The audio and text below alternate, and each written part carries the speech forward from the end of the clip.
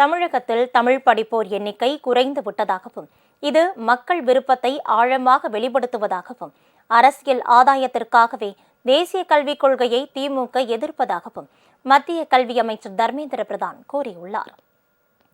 அவர் வெளியிட்டுள்ள அறிக்கையில் தேசிய கல்விக் கொள்கையை அரசியல் கண்ணோட்டத்தில் பார்க்க வேண்டாம் என்று முதலமைச்சர் ஸ்டாலினிடம் பணிவுடன் கேட்டுக்கொள்வதாகவும் அரசியல் ஆதாயங்களை விட தமிழ்நாட்டில் உள்ள குழந்தைகளின் நலனுக்கு முன்னுரிமை கொடுங்கள் என்றும் வலியுறுத்தியுள்ளார்.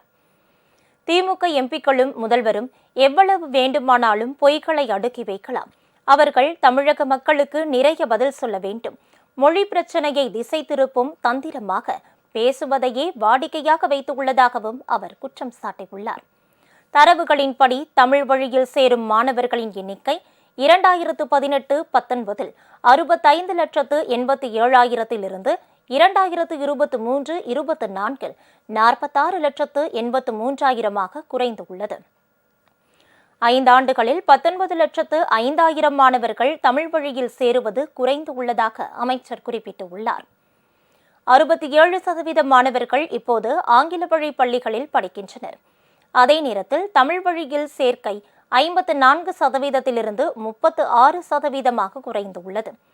அரசு பள்ளிகளில் ஆங்கில வழியில் பயிலும் மாணவர்களின் எண்ணிக்கை வெறும் 5 ஆண்டுகளில் 3,04,000-இலிருந்து 17,07,000 அதாவது 5 மடங்கு உயர்ந்துள்ளது. இது மக்கள் விருப்பத்தின் ஆழமான மாற்றத்தை பிரதிபலிக்கிறது என்று அவர் குறிப்பிட்டுள்ளார்.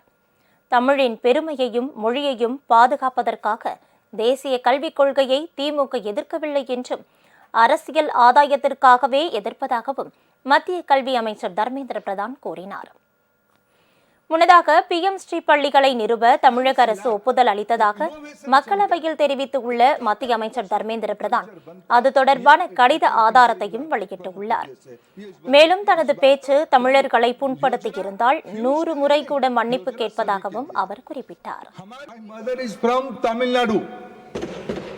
Sir, I am a son of Tamil Nadu's lady, and here it's a coincidence. Here the issue has been raised by none other than one of the very respectable member of this house, Dr. Kanimochi. In another house yesterday, another Kanimochi is very respectable, very personally. Both of them are my sisters. Again, I am a Udiya. I am a believer of Lord Jagannath. In my society, mother and sisters are above everything. If I hurt anybody in any of my words, again I beg apology, but I will beg apology 100 times. No prestige issue from my side.